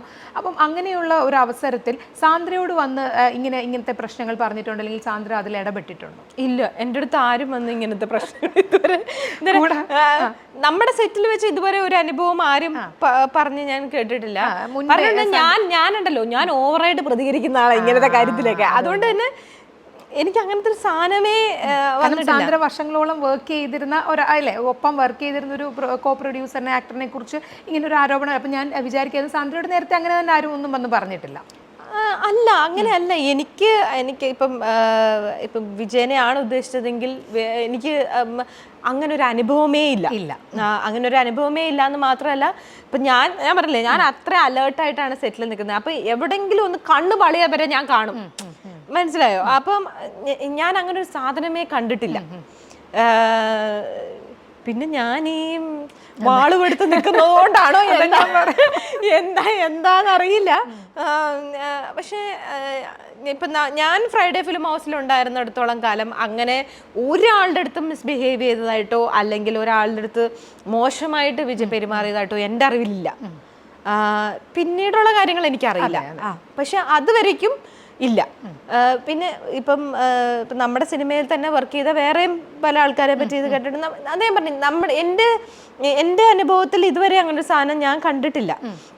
ഇപ്പം ഇവരൊക്കെ വന്ന് പറയുമ്പോഴാണ് ഞാൻ അറിയുന്നത്. അപ്പം ഞാൻ അവരോട് പറഞ്ഞു, അത് വേറെ സിനിമകളിലെ കാര്യം കേട്ടോ, അപ്പം നിങ്ങൾ പ്രതികരിക്കണ്ടായിരുന്നോ ആ സമയത്ത്, അപ്പോഴേ പ്രതികരിക്കണം. അപ്പം അവർ പറഞ്ഞ് പ്രതികരിച്ചിട്ട് എന്താ കാര്യം, ഇങ്ങനെയല്ലേ തിരിച്ച അനുഭവം കിട്ടാം. നമുക്കറിയാം എല്ലാവരുടെ ഉള്ളിൽ ഇനി അഭിനയിക്കണമെന്നുള്ള ആഗ്രഹം ഉണ്ടല്ലോ.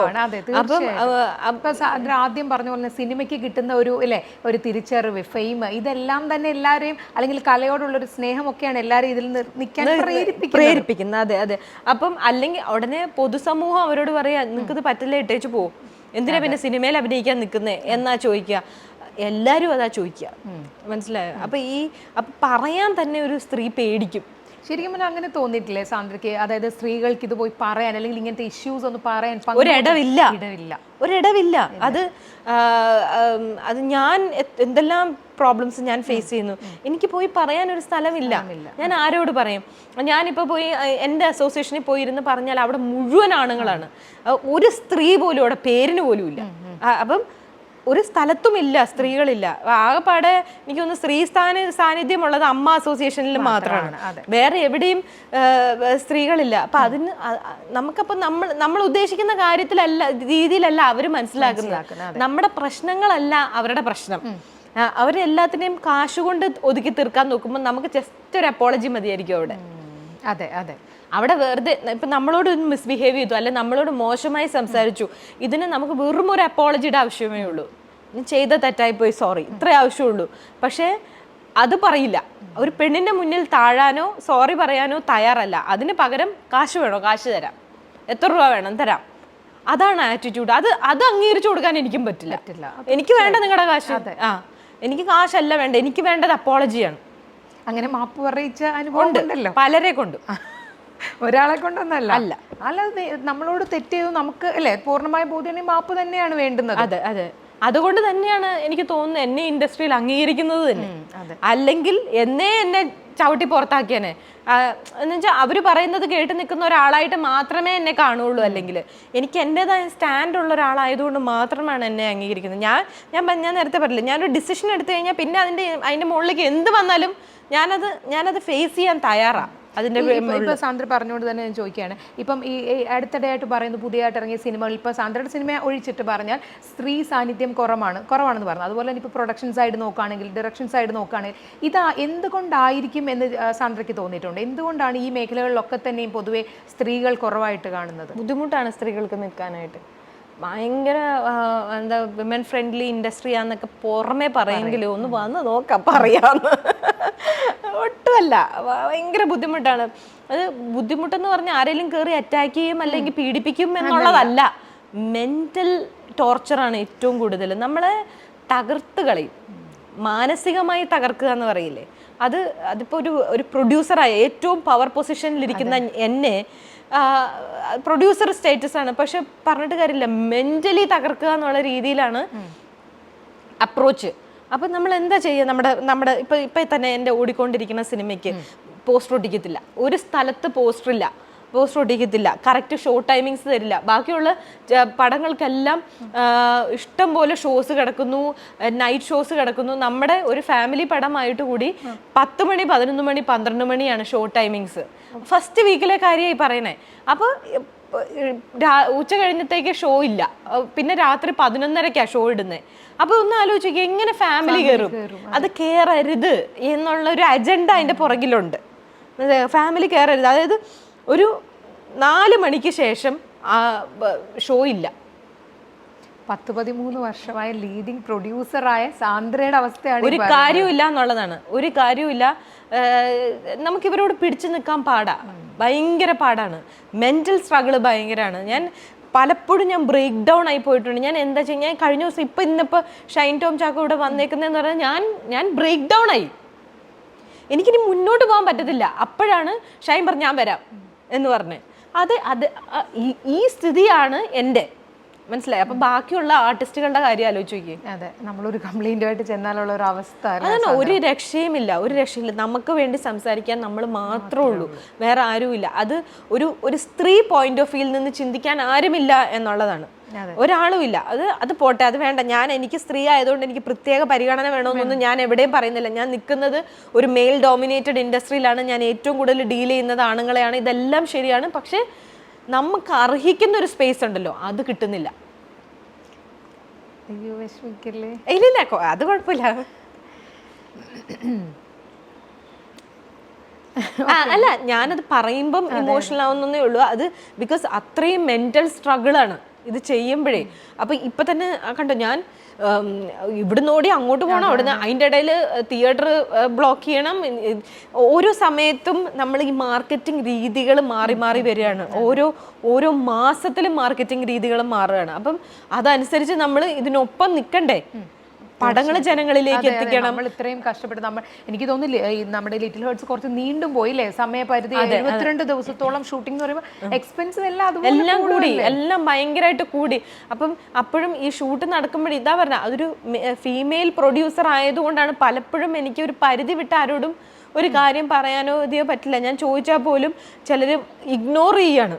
എന്തിന് ഞാൻ അവൾക്ക് ഇത് ചെയ്തു കൊടുക്കണം എന്നൊരു തോന്നലാണ്. നമുക്ക് മനസ്സിലാവും, അവരുടെ പെരുമാറ്റത്തിൽ മനസ്സിലാവും. ഈ ഒറ്റയ്ക്ക് എടുക്കുന്ന തീരുമാനങ്ങൾ എന്ന് പറഞ്ഞു, അപ്പൊ ആ തീരുമാനങ്ങളുടെ എല്ലാ ഉത്തരവാദിത്വവും നമ്മളിലേക്ക് തന്നെ വരില്ലേ? അതെ. അപ്പൊ ആ ഒരു പ്രഷറിനെ എങ്ങനെ ഹാൻഡിൽ ചെയ്യും? എനിക്ക് ഹാൻഡിൽ ചെയ്യാൻ പറ്റുന്നില്ല. അതല്ലേ, ഇപ്പം ഒരു സൈഡിൽ നിന്ന് ഇപ്പൊ രാവിലെ ആകുമ്പോൾ ബാബുചേട്ടൻ വിളിക്കും, നടയടിയാ, പോസ്റ്റ് പാടില്ലല്ലോ, ഇതെവിടെ എന്ന് പറഞ്ഞോണ്ട് ബാബുചേട്ടൻ വിളിക്കും. അത് കഴിയുമ്പോഴേക്കും തിയേറ്ററുകാർ വിളിക്കും. അത് കഴിയുമ്പോഴേക്കും മാർക്കറ്റിങ്ങിന്റെ ആൾക്കാർ വിളിക്കും. 4 സൈഡിൽ. അതാണ് ഞാൻ പറഞ്ഞേ, ഞാൻ ആർക്കാ ഇന്റർവ്യൂ തരാന്ന് പറഞ്ഞെന്ന് എനിക്ക് ഓർമ്മയില്ല, എത്ര മണിക്കാന്ന് ഓർമ്മയില്ല. ശരിയാണ് കേട്ടോ. കാരണം എനിക്ക് ഇപ്പൊ തന്നെ ഞാൻ പറയട്ടെ, നമ്മൾ പലരെയും ഇപ്പം പ്രൊഡ്യൂസർ, ആക്ടർ ആരെ വിളിച്ചാലും മിക്കവാറും പേര് ഇന്റർവ്യൂവിൽ നിന്ന് ഒഴിഞ്ഞു മാറാനാണ് കൂടുതൽ പേരും ശ്രമിക്കുക.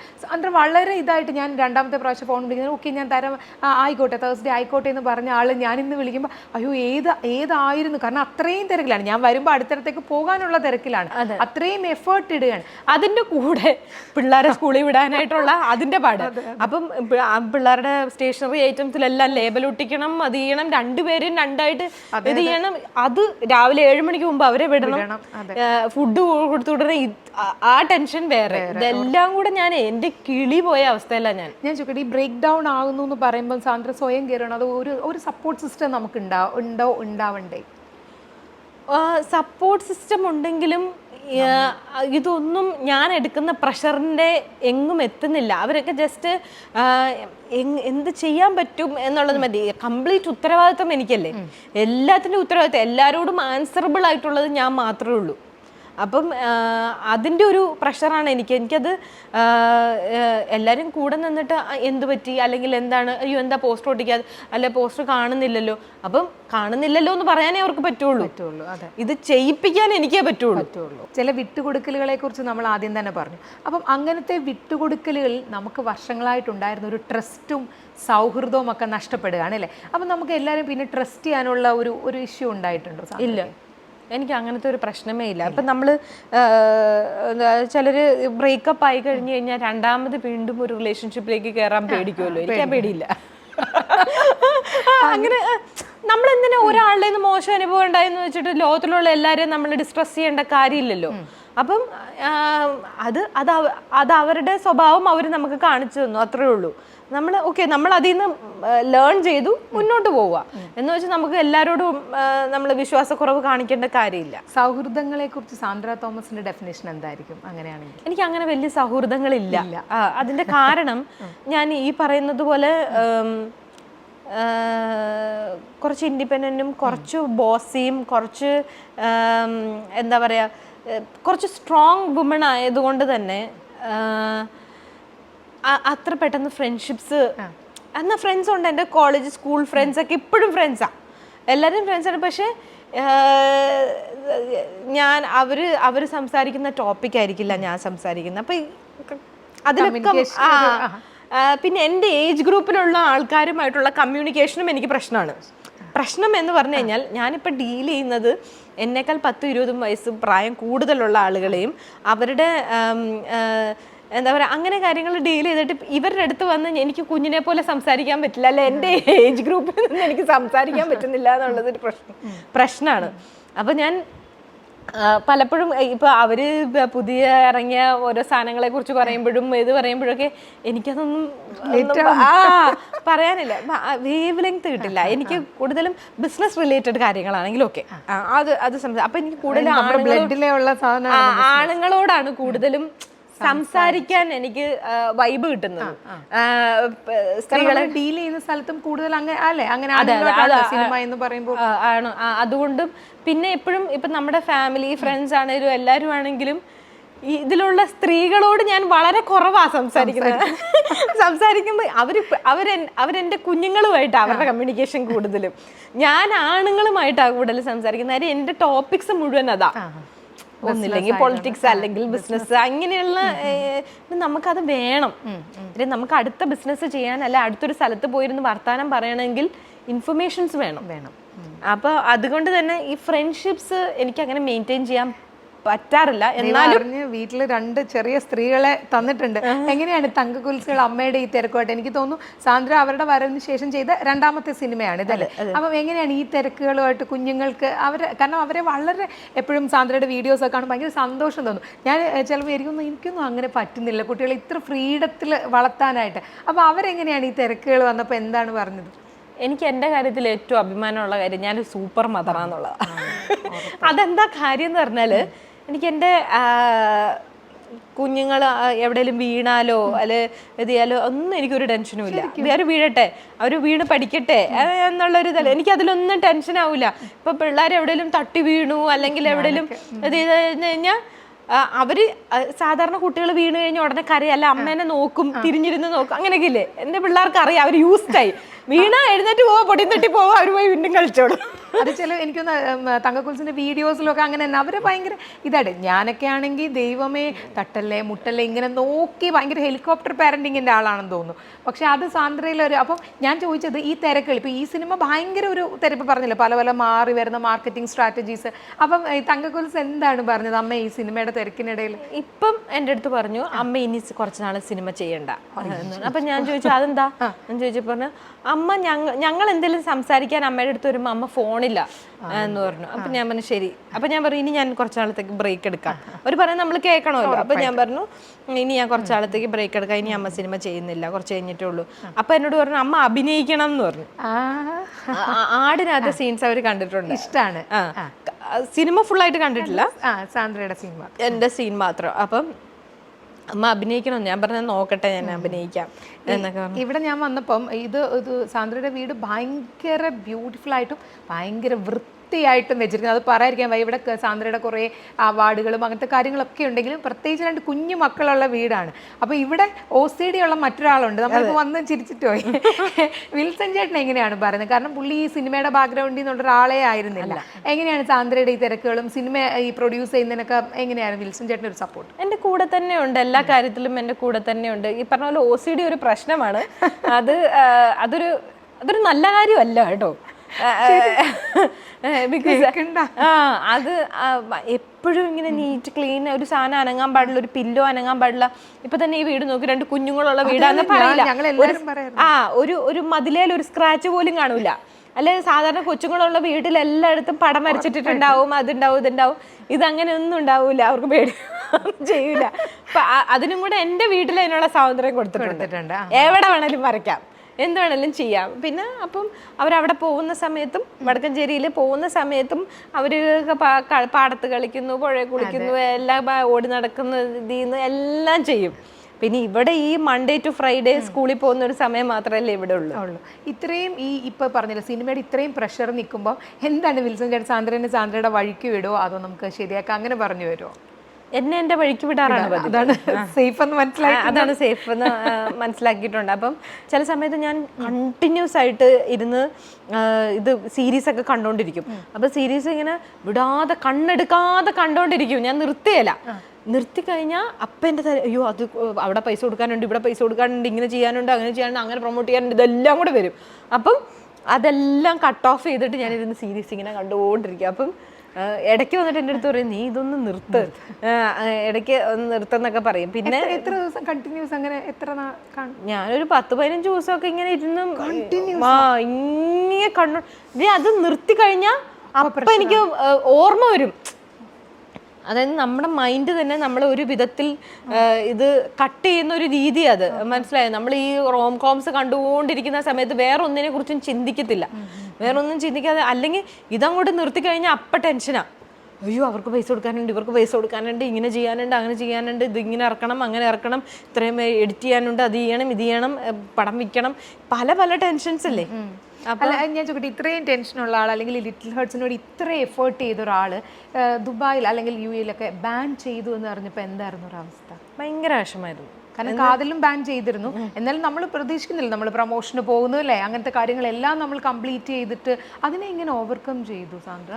എനിക്കറിയില്ല, ഞാൻ ഓവർകം ചെയ്തിട്ടില്ല എന്ന് തന്നെ പറയാം. ഞാൻ അത്രയും നമ്മൾ പ്രമോഷനും എല്ലാം ചെയ്തിട്ട് ഈവൻ അഡ്വാൻസ് ബുക്കിംഗ് വരെ ആയ സാധനമാണ്. എന്നിട്ട് ലാസ്റ്റ് മിനിറ്റ് അത് ഇല്ലാണ്ട് കഴിഞ്ഞിട്ടപ്പോൾ ഭയങ്കര വിഷമായി. ഇതിന് എന്നെക്കാൾ വിഷമായിരുന്നു ആർട്ടിസ്റ്റിനും. എൻ്റെ കൂടെ തന്നെ ഉണ്ടായിരുന്നല്ലോ ഷെയ്നും മഹിമയൊക്കെ. അപ്പം നമുക്ക് അവിടെ ഇത് ബാൻ ചെയ്തു എന്നിട്ട് നമ്മൾ ഒരുമിച്ചിരുന്ന ഭക്ഷണം. അപ്പം നമ്മൾ ഒരു സ്ഥലത്ത് നമ്മളെ ഗസ്റ്റായിട്ട് വിളിച്ചിട്ട് നമ്മളവിടെ കഴിക്കാൻ ചെന്നിരിക്കുക. ഞങ്ങൾക്ക് ഇറങ്ങുന്നില്ല 3 പേർക്കും ഭക്ഷണം ഇറങ്ങുന്നില്ല, എന്താ ചെയ്യേണ്ടതെന്ന് അറിയണില്ല, എടുത്ത് വെക്കാൻ പറ്റില്ല. അപ്പൊ അവര് എന്നെയാണെങ്കിൽ എങ്ങനെയുണ്ട് ഫുഡ് എങ്ങനെയുണ്ടെന്ന് ചോദിക്കുമ്പോൾ ഞങ്ങള് നമ്മുടെ ഇവിടെ ബാനായിട്ടിരിക്കുമ്പോ അങ്ങനെ ഉള്ള അവസ്ഥയായിരുന്നു അത്. പിന്നെ എന്തും അപ്പം എന്നോട് ഷെയ്ൻ പറഞ്ഞു, ചേച്ചി നമ്മൾ ചെയ്യാനുള്ളതെല്ലാം ചെയ്തു ചേച്ചി, ഇനി നമ്മൾ 2 കൈ മുകളിലോട്ട് പിടിക്കുക എന്നുള്ളത് മാത്രമേ ഉള്ളൂ, നമുക്ക് പ്രാർത്ഥിക്കാം, അല്ലാതെ പിന്നെ എന്ത് ചെയ്യാം, അത് ദൈവം നമ്മളെ കൈവിടില്ല എന്നുള്ള രീതിയിൽ പറഞ്ഞു. ഞാൻ പറഞ്ഞു ശരിയാ, അതാണ് നമുക്ക് നമ്മൾ ആരെയും ദ്രോഹിച്ചിട്ടില്ല, ഒന്നും ചെയ്തിട്ടില്ല. നമ്മൾ ഇതൊരു വളരെ സെൻസിറ്റീവ് ആയിട്ടുള്ളൊരു ടോപ്പിക്കാണ്. ആ ടോപ്പിക്കിനെ വളരെ ബ്യൂട്ടിഫുൾ ആയിട്ടാണ് സിനിമയിൽ കാണിച്ചേക്കുന്നത്. അത് ഒരു ഫാമിലി ഇതിനെ എങ്ങനെ എടുക്കുന്നു എന്നുള്ളത് വളരെ ലൈറ്റായിട്ട് ഒരു സബ്പ്ലോട്ട് മാത്രമാണ് സിനിമയിൽ. അതിൻ്റെ പേരിലാണ് അത് റിജക്റ്റ് ആയത്. അപ്പം നമ്മുടെ വിധി, അല്ലാണ്ട് എന്ത് പറയാൻ പറ്റും. ഇപ്പം ഷെയ്നിന്റെ കാര്യം പറഞ്ഞുകൊണ്ട് തന്നെ ചോദിക്കാൻ, ഇപ്പം ഒരു പ്രൊമോഷണൽ ഇന്റർവ്യൂവിൽ വളരെ തമാശയായിട്ട് അല്ലേ ഉണ്ണിനെ കുറിച്ച് പറഞ്ഞൊരു തമാശ അത് ഇത്ര വലിയ വിവാദത്തിലേക്ക് പോകുന്നു. അങ്ങനത്തെ കാര്യങ്ങളൊക്കെ വരുമ്പം സിനിമയെ അത് ബാധിക്കുന്ന സാന്ദ്രയ്ക്ക് തോന്നിയിട്ടുണ്ടാവും? അത് എൻ്റെയും കൂടെ ഒരു മിസ്റ്റേക്ക് ഉണ്ട് അതിനകത്ത്. അതിൻ്റെ കാരണം, ഞാൻ രാവിലെ ഇൻ്റർവ്യൂവിന് വരുന്നതിന് മുമ്പ് ഞാൻ ഷെയ്നെ വിളിച്ചിട്ട് ഞാൻ പറഞ്ഞു, നമുക്ക് ഇൻ്റർവ്യൂവിൽ അല്ല ഇച്ചിരി ജോവിയലായിട്ട് ഇരിക്കണം കേട്ടോ. കാര്യം എല്ലായിടത്തും ഷെയ്ൻ ഇങ്ങനെ ഭയങ്കര ഡിപ്രസ്ഡ് ആയിട്ട് സംസാരിക്കുന്നതും ഭയങ്കര സീരിയസ് ആയിട്ട് സംസാരിക്കും. അപ്പോൾ ഷെയ്ൻ ഒരു കാലണ്ടറിൽ എത്ര വർഷം എന്നൊക്കെ പറഞ്ഞാൽ ഭയങ്കര വൈറലായതാണല്ലോ. അപ്പോൾ ഭയങ്കര താത്വികമായി സംസാരിക്കുന്നതൊക്കെ അത് വേണ്ട, നമുക്കത് വേണ്ട. നമുക്ക് ഫൺ, നമ്മുടെ സിനിമ എന്താണോ അത് കാണിച്ചാൽ മതി. അപ്പം നമുക്ക് ഫൺ മോഡിൽ പിടിക്കാം എന്ന് ഞാനാണ് പറഞ്ഞത്. ആ പറഞ്ഞതിൽ നിന്നാണ് എനിക്ക് തോന്നുന്നു ഷെയ്ൻ ഒരു ഫണ്ണെന്നുള്ള രീതിയിൽ അത് ചെയ്തോളൂ. പക്ഷെ കയ്യിൽ നിന്ന് പോയി. അത് എന്ത് ചെയ്യാൻ പറ്റും? അത് ചെയ്യുമ്പോഴും ഒന്നും ആലോചിക്കുന്നില്ല. ഇങ്ങനൊരു ഇതിലേക്ക് വരുന്ന തമാശ. അപ്പം ഇതിങ്ങനെ പറഞ്ഞ സമയത്ത് ഞാനപ്പം ബാബുചേട്ടൻ്റെ അടുത്ത്, ബാബുചേട്ടാ വേണ്ട നമുക്കത്, പിന്നെ ബാബുചേട്ടൻ ഉണ്ണി നമ്മുടെ സ്വന്തം ഉണ്ടായിരുന്നു ആ സിറ്റുവേഷനിൽ. ഞാനവിടെ ഉണ്ടായിരുന്നു. അപ്പം ഞാൻ പറഞ്ഞപ്പം ഉണ്ണി നമ്മുടെ എല്ലാവരുടെയും അടുത്ത ഫ്രണ്ടാ, ഉണ്ണി. അപ്പം എല്ലാ സാധനവും ഞാൻ അയച്ചു കൊടുക്കാറുണ്ട് ഉണ്ണിക്ക്, എല്ലാ സാധനവും അയച്ചു കൊടുക്കാറുണ്ട്, ബാബുചേട്ടൻ അയച്ചു കൊടുക്കാറുണ്ട്. അപ്പം ബാബുചേട്ടൻ ഉണ്ണി ഒരേ ജിമ്മിലും ഒക്കെയാണ് പോകുന്നത്. അപ്പം ഇത് കഴിഞ്ഞപ്പോഴും നമ്മൾ ഉണ്ണിയോട് പറയുകയും ചെയ്തു ഇങ്ങനെ ഇതെല്ലാം ഉണ്ട്. പക്ഷെ ഫാൻസ് ഇതെടുത്ത് വേറെ രീതിയിലേക്ക് പോയപ്പോഴേക്കും നമ്മളാകെ വിഷമായി പോയി. എന്താ ചെയ്യാ, ഇറങ്ങാൻ പോകുന്നു. അതെ, സിനിമ ഇറങ്ങുന്നതിനേക്കാൾ കൂടുതൽ ഉണ്ണിക്കത് ഫീലായോ എന്നുള്ളതായിരുന്നു നമ്മുടെ ടെൻഷൻ. ഞാൻ അപ്പം തന്നെ ഉണ്ണിനെ വിളിച്ചു, ബാബുചേട്ടനും സംസാരിച്ചു, ഷെയ്നും മെസ്സേജ് അയച്ചു, എല്ലാവരും വിളിച്ചു. നമുക്കത് ഉണ്ണിക്കത് ഫീലാവോ എന്നുള്ളത്, ബാക്കി എന്തോ ആയിക്കോട്ടെ. നല്ലൊരു ഫ്രണ്ട്. ഉണ്ണി വളരെ പോസിറ്റീവായിട്ട് അത് എടുത്ത്. ഉണ്ണി പറഞ്ഞു എനിക്ക് ഒരു കുഴപ്പമില്ല എന്ന് പറഞ്ഞ് ഉണ്ണി വളരെ പോസിറ്റീവായിട്ടാണ് സംസാരിച്ചത്. ഉണ്ണി സിനിമയ്ക്കും ബെസ്റ്റ് വിഷസും എല്ലാം പറഞ്ഞു. ഇപ്പം ഇത്രയും സിനിമകൾ നിർമ്മിച്ച സാന്ദ്ര, ചില സിനിമകൾ നമ്മൾ അത്രമേൽ, എനിക്ക് തോന്നുന്നു ഓം ശാന്തി ഓശാനിക്ക് അതിനാണെന്ന് കേട്ടറിവാണ്. അപ്പം നമ്മൾ ചെയ്യാം എന്ന് വിചാരിച്ചിരുന്ന സിനിമകൾ നമ്മുടെ കൈവിട്ട് പോവുകയും പിന്നെ അത് ഹിറ്റാവുകയും അതുപോലെ തന്നെ നമ്മൾ ഹിറ്റാകും എന്ന് വിചാരിച്ച സിനിമകൾ ഫ്ലോപ്പ് ആവുകയും ചെയ്യുമ്പോൾ എങ്ങനെയാണ് ആ സിറ്റുവേഷൻസിനെയൊക്കെ സാന്ദ്ര ആസ് എ പ്രൊഡ്യൂസർ എടുക്കുക? ഒരു വികാരവും ഇല്ല, ഒന്നും ഇല്ല എന്നതൊന്നും ചിന്തിക്കുക പോലും ഇല്ല.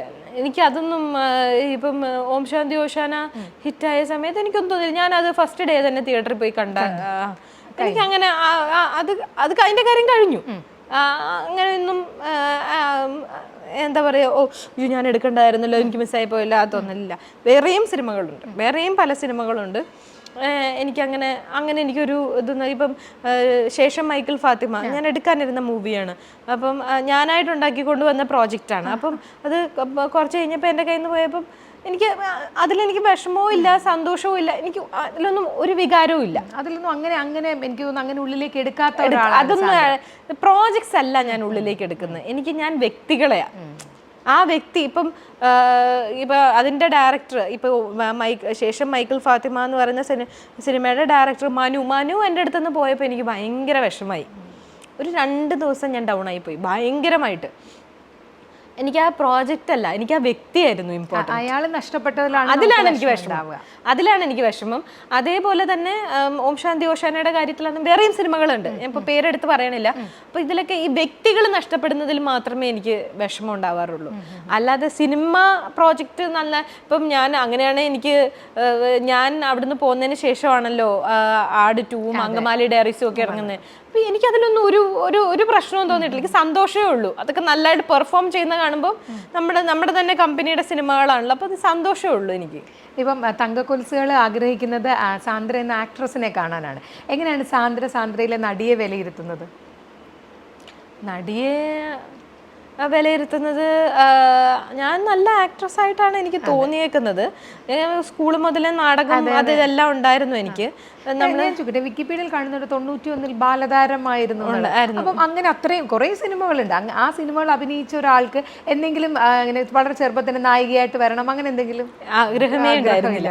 അതെന്തുകൊണ്ടാണ് ചിലപ്പോൾ ഞാൻ തടിച്ചതും കൂടെ ആയതുകൊണ്ട് ഒരിക്കലും നായികയൊന്നും ആവാൻ പറ്റത്തില്ല എന്നൊക്കെയുള്ള. പക്ഷെ സൂത്രധാരനിലേക്ക് നായികയായിട്ട് എന്നെ വിളിച്ചിരുന്നു.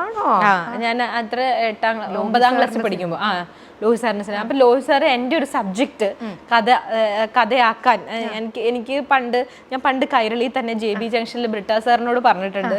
പണ്ട് എനിക്ക് ഈ പുനർജന്മത്തിൻ്റെ ഒരു ചെറിയൊരു ഏനക്കേടുണ്ടായിരുന്നു. അപ്പോൾ ആ കഥ കേൾക്കട്ടെ. പണ്ടിങ്ങനെ എൻ്റെ പേര് കുട്ടിയമ്മ എന്നാണ്, എൻ്റെ വീട് കുറ്റിപ്പുറത്താണെന്നൊക്കെ പറഞ്ഞ് കുഞ്ഞായിരിക്കുമ്പം പറയുമായിരുന്നു. അപ്പോൾ എനിക്ക് അങ്ങനത്തെ സിനിമകൾ ചെയ്യണമെന്ന് ആഗ്രഹം ഉണ്ടായിരുന്നു. ഈ പ്രൊഡ്യൂസ് ചെയ്യണം എന്ന്. എൻ്റെ ആ സ്റ്റോറി ഷെയർ ചെയ്തപ്പം അന്ന് പപ്പയ്ക്ക് ലോഹി സാറിനെ അറിയായിരുന്നു. അപ്പം അങ്ങനെ ഷെയർ ചെയ്തപ്പോൾ പുള്ളി അതൊരു സബ്ജക്റ്റ് ആക്കി ചെയ്യാനായിട്ടൊക്കെ ഇരുന്ന സമയത്താണ് പുള്ളി മരിക്കുന്നത്. അപ്പൊ അതിന് മുമ്പാണ് എന്നെ സൂത്രധാരനിൽ ഇങ്ങനെ കൺസിഡർ ചെയ്തിരുന്നത്. അന്ന് അഭിനയിച്ചിരുന്ന ഇന്ന് ഞങ്ങൾ വേറൊരു സാന്ദ്രനൊക്കെ. എന്നാലും അത് രസമുണ്ട്. തങ്കക്കോൽസുകൾക്ക് ആ ആഗ്രഹം ഉണ്ടല്ലോ അമ്മ നടിയായിട്ട് കാണണം എന്നുള്ളത്. അവർക്ക് എന്തെങ്കിലും സിനിമയോട് ഇഷ്ടം അഭിനയില്ല? ഒരു ഇഷ്ടമില്ല. ഇത് വീട്ടിൽ തന്നെ അമ്മയുടെ സ്ട്രെസ് കണ്ട് മതിയായിട്ടുണ്ടാവും. അവർക്ക് ഞാൻ ഒത്തിരി നിർബന്ധിച്ചിട്ടാണ്. ഇപ്പം എൻ്റെ ഒരാള് അഭിനയിച്ചിട്ടുണ്ട് ഇതിനകത്ത്. അപ്പം അഭിനയിച്ച് കഴിഞ്ഞതിന് ശേഷം അവർക്ക് ഇനിയൊന്നും അഭിനയിച്ചാൽ കൊള്ളാന്നൊക്കെ. തങ്കത്തിന് താല്പര്യമുണ്ട്. ഇപ്പം കുൽസുവിന് ഒട്ടും താല്പര്യമില്ല. തങ്കത്തിന് താല്പര്യമുണ്ട് ഒന്നുകൂടെ. കാര്യം അവള്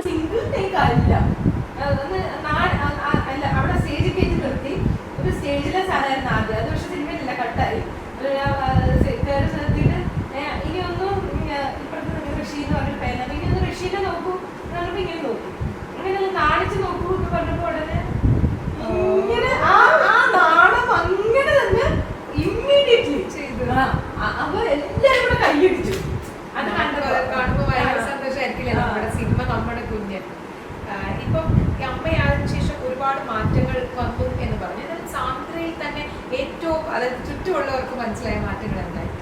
സാന്ദ്രയ്ക്കറിയാം, സാന്ദ്രയ്ക്ക് കുറെ മാറ്റങ്ങളുണ്ട്. ഇപ്പൊ വിൽസൺ ചേട്ടനും അമ്മയും അപ്പയൊക്കെ എന്തായിരുന്നു?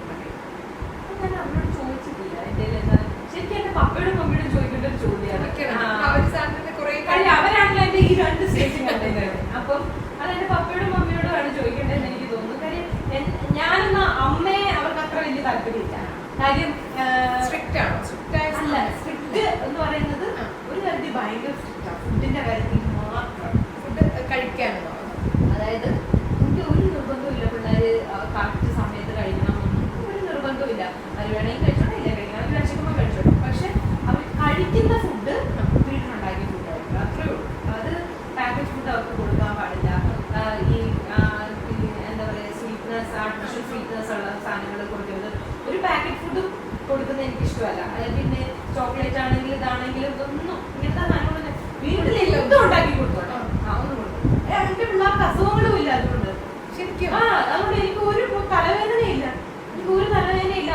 അവരവരുടെ കാര്യങ്ങളെല്ലാം നോക്കും. എനിക്ക് എൻ്റെ മമ്മിയുടെ അടുത്ത് ഞാൻ അടി ഉണ്ടാക്കുന്ന കാര്യങ്ങൾ മമ്മി ഒരു വൈകുന്നേരം ആകുമ്പോൾ ഉടനെ ചോറും എടുത്ത് കുറച്ച് കറി എടുത്ത് എല്ലാം എടുത്ത് ഉരുട്ടി കൊടുക്കാനായിട്ടിരിക്കും. എനിക്ക് ഇഷ്ടമല്ല അത്. അവർ തന്നെ കഴിക്കട്ടെ, അവർ തന്നെ മീൻ ഉള്ളി എടുത്ത് അവർ കഴിക്കട്ടെ. എനിക്കതാ ഇഷ്ടം. എനിക്ക് അത് കാണുന്നതാണ് ഇഷ്ടം. അല്ലാതെ വേറൊരാളുടെ സപ്പോർട്ടിൽ നിന്ന് അവർ ഉരുട്ടി വായിൽ വെച്ച് കൊടുക്കുന്നത് വലുതായാലും. ഇപ്പം ഞാൻ കണ്ടേക്കുന്ന ഒരു കാര്യം, ഞാനിപ്പോൾ സിറ്റിയിലും താമസിക്കുന്നുണ്ട്, നാട്ടും പുറത്തുമുണ്ട്. എനിക്ക് രണ്ട് ലൈഫ് ഒരേപോലെ ഞാൻ മെയിൻറ്റെയിൻ ചെയ്തുകൊണ്ട് പോകുന്ന ഇതാ. ഈ 2 സ്ഥലത്തും, അതായത് ഗ്രാമപ്രദേശങ്ങളിലാണ് ഞാൻ ഏറ്റവും കൂടുതൽ കണ്ടതെന്ന് പറഞ്ഞാൽ ഭൂമിയെ കുനിഞ്ഞ് പുല്ല് പറിക്കാത്ത പിള്ളേരാണ് അവിടെ ഉള്ളത്. ഒരു പണിയെടുക്കത്തില്ല. അച്ഛനും അമ്മയും മരണപ്പണിയാണ്. അച്ഛനും അമ്മയും പുല്ല് പറിക്കാൻ പോകുന്നു, പശുവിനെ കറക്കാൻ പോകുന്നു, അതിന് പോകുന്നു, ഇതിന് പോകുന്നു, കൂലിപ്പണിക്ക് പോകുന്നു, അതിന് പോകുന്നു. പിള്ളേർ ഇപ്പോൾ വെക്കേഷൻ ടൈമിലൊക്കെ രാവിലെ തൊട്ട് വൈകുന്നേരം വരെ TV-യുടെ മുന്നിൽ തന്നെ ഇരിക്കുക. അല്ലെങ്കിൽ ഒരു പാത്രം എടുത്ത് കഴുകി വെക്കുകയല്ല, ഒരു സാധനം ചെയ്യത്തില്ല. കഴിച്ച പാത്രം കഴുകത്തില്ല, ഒരു തുണി അലക്കിയിടത്തില്ല, ഒന്നും ചെയ്യത്തില്ല, ഒരു കാര്യവും ചെയ്യത്തില്ല. അതിപ്പോൾ സിറ്റിയിലെ കുട്ടികൾ പിന്നെയും കുറച്ചുകൂടെ ഭേദമാണെന്ന് എനിക്ക് തോന്നുന്നത്. ഈ നമുക്ക് പറഞ്ഞ് വിശ്വസിക്കാൻ പോലും പറ്റൂല. ഈ കൂടുതലും വില്ലേജിലുള്ള കുട്ടികളാണ്. അതായത് അച്ഛനും അമ്മയും അവരെ പൊന്നുപോലെയാണ് നോക്കുന്നത്. പൊന്നുപോലെ നോക്കി, ഇതെന്നറിയാം, ഡാമേജ് ആണത്. ഭയങ്കര ഡാമേജാണ് അവർക്ക് ഉണ്ടാക്കി കൊടുക്കുന്നത്. ആ കുഞ്ഞുങ്ങൾക്ക് ഒന്നും ചെയ്യാൻ അറിയാൻ മേല, ഒരു കാര്യം ചെയ്യത്തില്ല, എവിടെ പോയാലും. അപ്പം അവർക്ക് എക്സ്പോഷറും കിട്ടിയിട്ടില്ല എന്ന് ആലോചിക്കണം. ഈ പുറം ലോകം കണ്ടിട്ടുള്ള എക്സ്പോഷറും ഇല്ല. വീട്ടിൽ തന്നെ ഇരുന്ന് ടി വിയും കണ്ടിരിക്കുന്ന കുട്ടികൾ ഒരു സ്ഥലത്ത് ജോലിക്ക് ചെല്ലുമ്പോഴായിരിക്കും സ്ട്രഗിൾ ചെയ്യാൻ പോകുന്നത്. അവരെ കൊണ്ട് അത് ഫേസ് ചെയ്യാൻ പറ്റില്ല. അവരെങ്ങനെ അത് ഒരു വീട്ടിൽ ഒരു ജോലിയും ചെയ്യത്തില്ല, അച്ഛനെയും അമ്മേനെയും സഹായിച്ചു കൊടുക്കത്തില്ല. തങ്കത്തിനെയും കൊൽസുവിനെയും കാണുമ്പോൾ രണ്ടുപേരും ഭയങ്കര സ്വയം പര്യാപ്തരാണ് അല്ലെ? ഈ ഒരു പ്രായത്തിൽ തന്നെ അവർ എല്ലാം ചെയ്യാൻ അവർ ഇപ്പം സാന്ദ്രയുടെ ആ ഇപ്പം പറഞ്ഞ പോലെ തന്നെ എല്ലാ വിട്ടുകൊടുക്കലുകൾ കുഞ്ഞുങ്ങൾക്കും അവരായി വളരാൻ വിട്ടുകൊടുത്തിരിക്കുന്നത് കൊണ്ടാണെന്നാണ് എനിക്കെപ്പോഴും തോന്നിയിട്ടുള്ളത്. ഇപ്പോൾ സാന്ദ്ര, നമ്മളിപ്പോൾ സ്ത്രീകളുടെ പ്രശ്നങ്ങളെ കുറിച്ചൊക്കെ പറയുമ്പോൾ തന്നെ നമുക്ക് ഈയിടെ വളരെ അഭിമാനമായിരുന്നു ദിവ്യപ്രഭയും കനിയും അല്ലേ? എങ്ങനെ കാണുന്നു അവരുടെ ആ നേട്ടം? ഭയങ്കര സന്തോഷം തോന്നി എനിക്ക്. ഞാൻ ഇന്നലെ രാത്രിയും കൂടെ കനിയുടെ ഒരു ഫോട്ടോ ഇതിൽ കണ്ടപ്പം ഞാൻ ഇങ്ങനെ ആലോചിച്ചു, എന്തൊരു അതന്നെ എപ്പോഴാണ് എനിക്ക് അങ്ങനെ ഒന്ന് നിൽക്കാൻ പറ്റുന്നത്.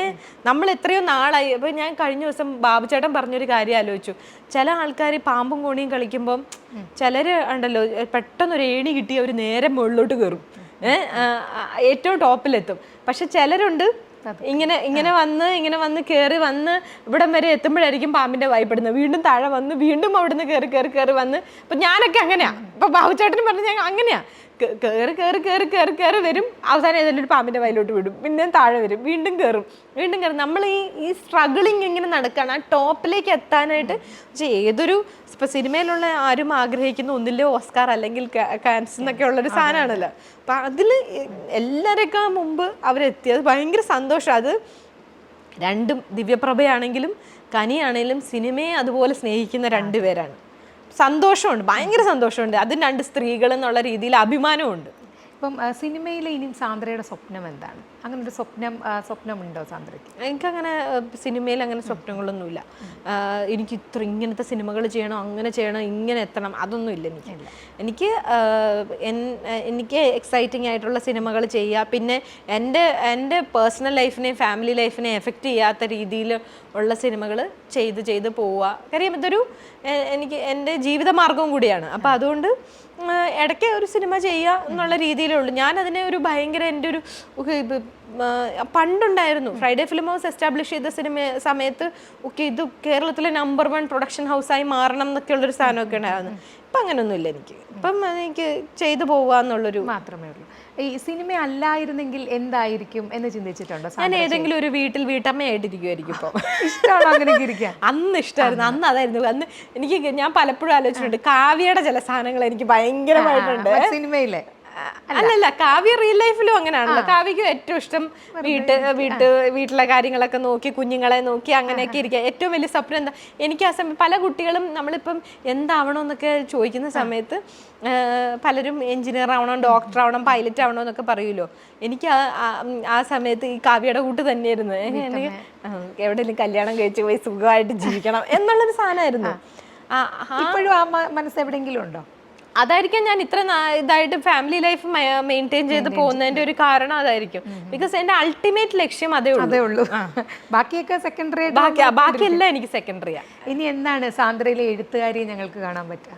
ഈ സിനിമയിൽ ഇപ്പൊ ലിറ്റിൽ ഹാർട്സ് എന്ന് പറഞ്ഞ സിനിമയിൽ ഇതിന്റെ തുടക്കത്തിൽ ഒരു ആനിമേഷൻ വീഡിയോ ഉണ്ട്. അതിന്റെ ഫുൾ സ്ക്രിപ്റ്റിംഗ് ഞാനായിരുന്നു.